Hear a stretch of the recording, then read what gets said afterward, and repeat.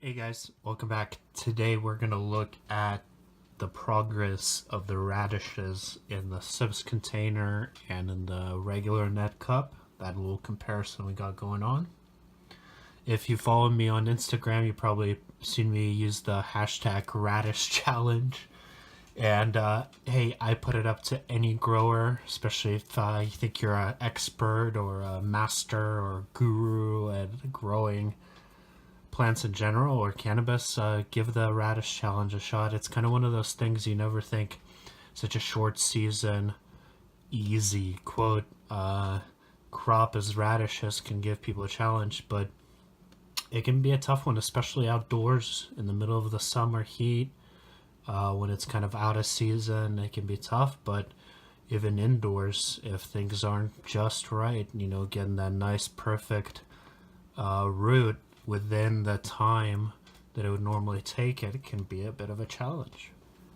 So let's take a look at what those look like just 4 days after putting the seeds into the ground. So let's start with the control here in this comparison. And that's just the regular 6-inch net cup with the commercial potting mix. And if you guys saw the last part, we planted a total of 10 seeds, 2 per spot in a dice pattern. And it looks like, I think we got 100% germination because there's 2 there. And 2 in the middle. See 2 there. 2 here. And then this one and this one. So I think this one, is obviously from this spot here, and this one must have gotten kind of pushed over as I was spreading the top layer of soil to cover the seeds. So that's 10 out of 10 on that one, and we're going to be taking out the weaker one, so in this one will be the slower one, and I'm just going to carefully cut it out, and we can do that already right now. There's no point of waiting. And you don't want to pull it up because you're going to disturb the roots of the other one next to it. So just like that. This one will take this one out. This one can go. This one's smaller, but it's kind of in a better spot. And here I'm going to keep the shorter one. And here I'm going to take this recently sprouted one out. Alright, so there's the 5 we're going to grow. And obviously you can see that the top layer of the growing medium here has dried out quite a bit.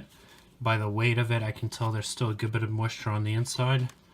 The sides are obviously drying out. That's actually kind of the nice thing about the net cups as a pot, is that the outer soil acts as a air pruning layer.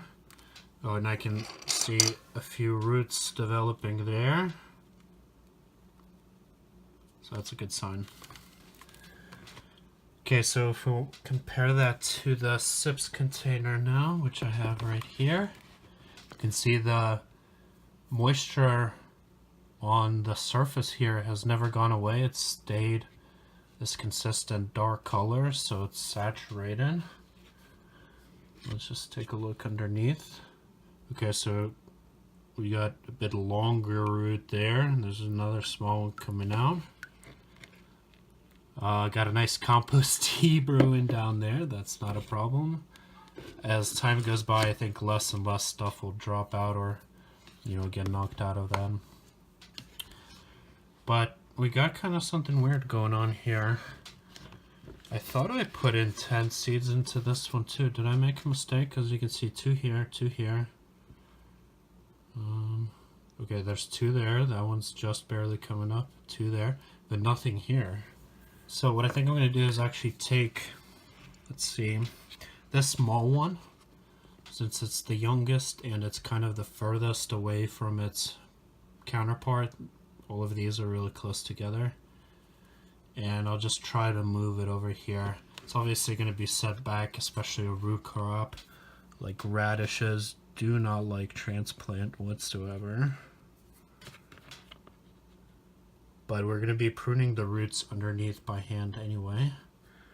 So just going to try to do is just carefully pry it up without disturbing this nice fat one next to it.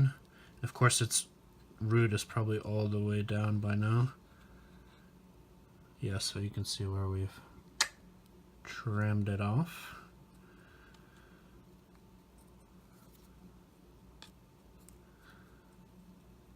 By the way, radishes belong to the brassica family, so like cabbage, broccoli, kohlrabi, all those other cole crops. And they're a family of plants that actually don't make a lot of mycorrhizal relationships with fungi and more rely on, bacterial relationships. Okay, so there's that one transplanted kind of there. Now I'm gonna, let's see, take off this one because it's a little damaged. This one I'm gonna keep the fatter one. This one is on its own now, and here we're gonna take off this really young one that's falling behind. Okay, so there's going to be the 5 for the microSIP. Oh, and let's take off the roots here while we're at it. So just, whoops, snip.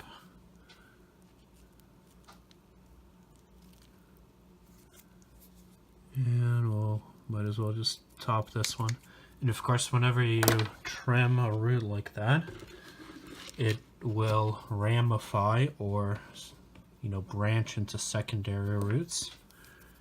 And that usually happens from the point where it's cut back 3 to 4 inches. So that's the nice thing about these containers, is they've got that pretty much perfect height. So as a root reaches the bottom, it's trimmed, either air pruned or by hand in this case.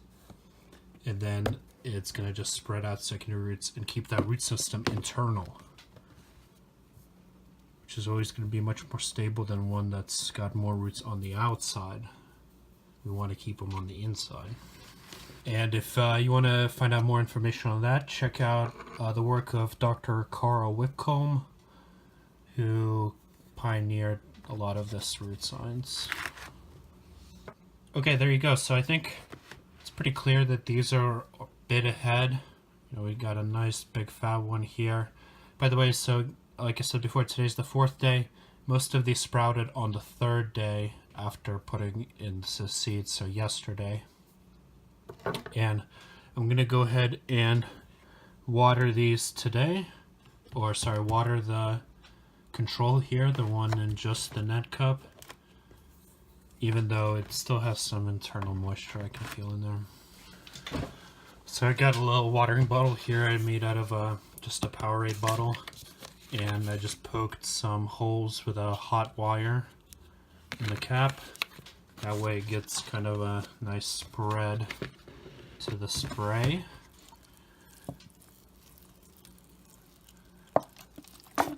And I'll just let it soak in a little bit, because in these containers what tends to happen is it runs down the sides, but as it sits there in the bottom it will just get wicked back up. And also a lot of times with these net cups I'll water from the bottom, so I'll fill the secondary reservoir with water and just let it wick up.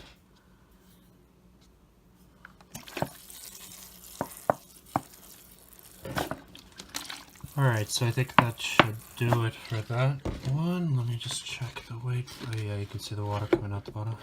Yep, they feel pretty close by weight. So I think that's going to be a good point to continue. Just as a reminder, I'm growing the French breakfast variety, which is 28 days to harvest.